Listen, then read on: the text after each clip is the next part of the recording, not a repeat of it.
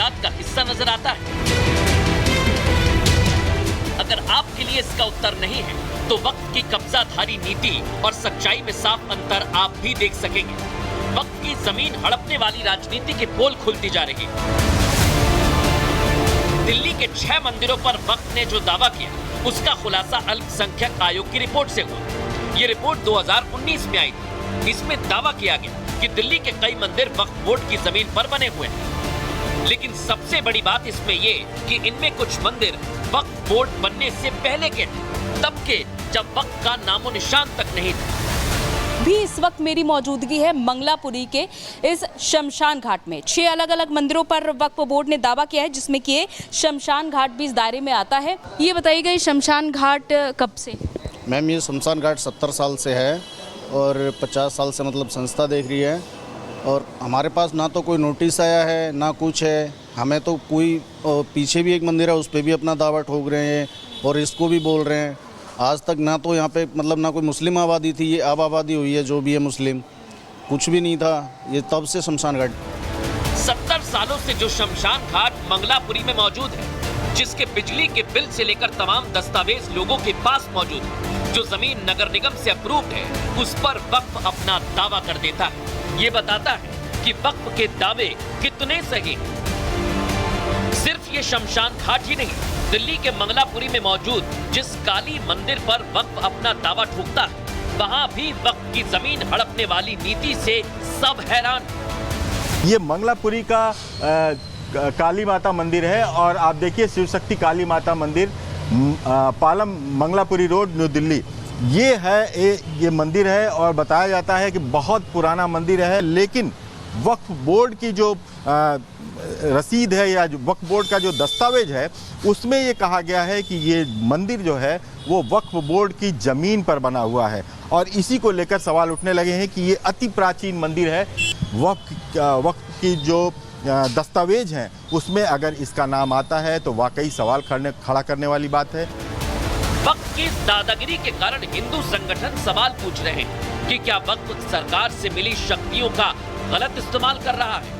वक्फ जानबूझकर हिंदू मंदिरों पर अपना दावा कर रहा है? वक्फ की ऐसी मनमानी को रोकने के लिए ही संशोधन जरूरी है। जरूरी है संशोधन दर्शकों। और दिल्ली की तस्वीरें और उसका पूरा एक्सरे तो आपने देख लिया, लेकिन कहीं मत जाइए, क्योंकि देश में अवैध तरीके से कब्जे का खेल जोरों पर है। अवैध तरीके से कब्जे कर लैंड जिहाद की साजिश की जा रही है दर्शकों, और इसके सबूत 2 जगह से सामने आए हाल ही में। दिखा देता हूं आपको, देख लीजिए। हिमाचल हो या फिर महाराष्ट्र, मस्जिदों के अवैध निर्माण को लेकर बवाल मचा हुआ है। शिमला का आपने एक एक दृश्य देखा, फिर मंडी और अब मुंबई के धारावी में मस्जिद के अवैध निर्माण का खुलासा हुआ है दर्शकों। लेकिन यह इतनी भर तस्वीर नहीं है। जब अवैध निर्माण को ध्वस्त करने के लिए एक्शन होता है, जो आज हमें मुंबई के धारावी में देखने को मिला, क्योंकि बीएमसी के अधिकारी एक्शन लेने के लिए यहीं पर पहुंचे, यही वो जगह है, लेकिन एक्शन से पहले ही माहौल तनावपूर्ण हो जाता है।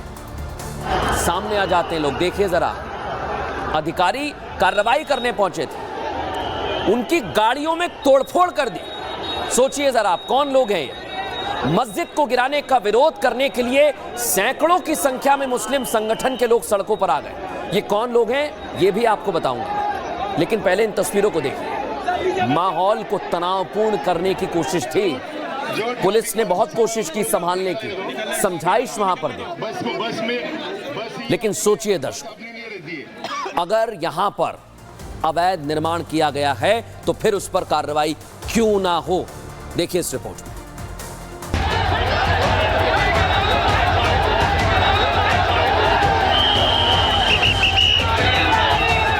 बस डाइवर्ट हो रही है, उसको डाइवर्ट होने दो। पहले अवैध निर्माण करा, अवैध तरीके से मस्जिदों की मंजिलें बनवा, लेकिन जब एक्शन हो तो भीड़ इकट्ठा करो और विरोध शुरू करो।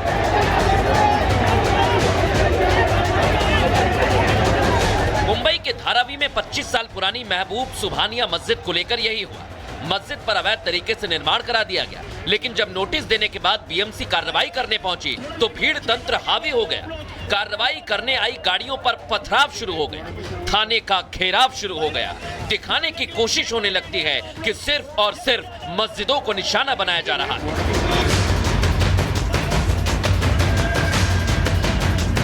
शहर शहर लैंड जिहाद का ये खेल सियासतदानों की वजह से भी फल फूल रहा है। सबको अपना वोट बैंक दिख रहा है। अपनी मजबूरियों के चलते कोई कार्रवाई के विरोध में है तो कोई इसे सही बता रहा है। या जिहादी मानसिकतेच्या लोकांना आमच्या देशामध्ये महाराष्ट्रामध्ये शरिया कायदा लागू करायचा आहे, पण जो भाग अनधिकृत आहे तो तोडायलाच लागणार आणि तो तुटणारच। आज अगर तुम्ही ते अनधिकृत बांधकाम तोडले नाही तर मी तुम्हाला सांगतो त्या अनधिकृत बांधकामच्या समोर आम्ही मंदिराचं बांधकाम सुरू करणार आणि अगर तुम्हाला आमच्या मंदिराचं बांधकाम थांबवायचं असेल तर तुम्हाला पहिले ते अनधिकृत बांधकाम तोडायला लागेल।